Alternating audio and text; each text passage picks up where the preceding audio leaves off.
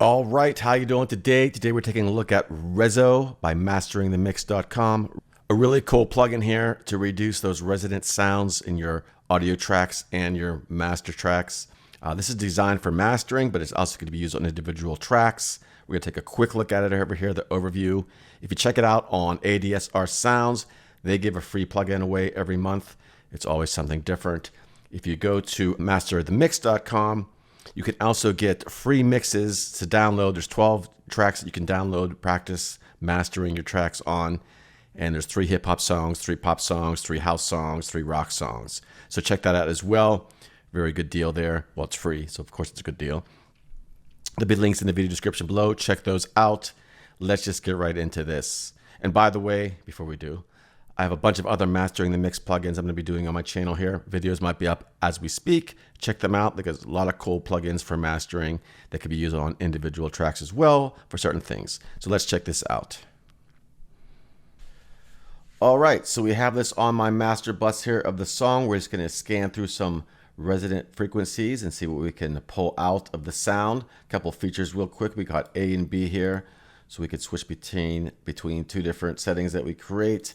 This little button here we control, it'll only, that helps us find the frequencies, or we can just hit control while we're scrolling around with our mouse. And then we have a solo kind of button here that's nothing engaged right now. This is a bypass as well. And then we have an input and output gain. We can link those together. We could drive more input to it as we pull the output down. So we could really see, the resonance frequencies being pulled. I'll show you that in a second. So let's do it this way first. We'll play this song and we'll scan through and see what resonancies we find. Never gonna let you go. Never gonna let you go. Never gonna let you go. You're all I need, that's all I need. I just clicked on that when I found that resonant frequency there. Now I have a mouse wheel where I could change the Q right here of that.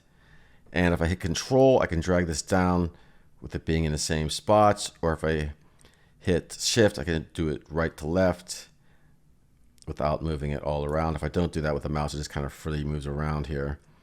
And then we can solo that frequency.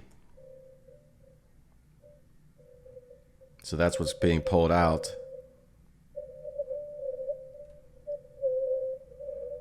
And if I drag it down, you can get a lot more pull out. Now you don't want too much because it'll start sounding, not now.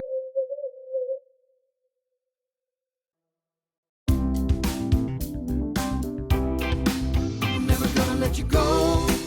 Never gonna let you go. And that red blob up there, that's kind of like the frequencies that it's pulling out, dynamic EQ kind of style, where it's just pulling out when it's playing. And this is like your threshold, if you will. And again, your Q here for that. Now let's just get rid of this one. We could solo it. We could turn it off if we have a bunch on there. And then we can just do target as well. Let's just get rid of this one here.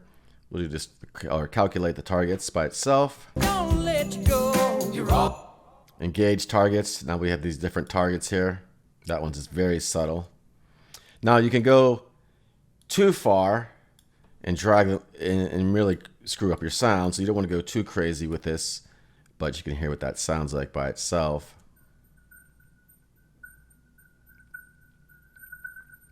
So that's what it's pulling out of the sound. We have an A, B here as well. And we can link the volume input and output gain here. So we can actually make those even more. Never gonna let you go. Never gonna let you go. Never gonna let you go. You're all I need. And by more, we're pulling these down theoretically. And they have a help thing here as well. You go here, version is up to date. You open up the manual for it all, and they have some really good stuff on their website as well. What is that? Okay, overview and everything, quick start. And of course, this is not just for mastering. You could use it on guitars, drums, vocals, and everything else. Now again, you don't want to go too crazy, but that's what it is basically. So I don't know. Let me know if you have any questions. That is all for now. I will talk to you soon.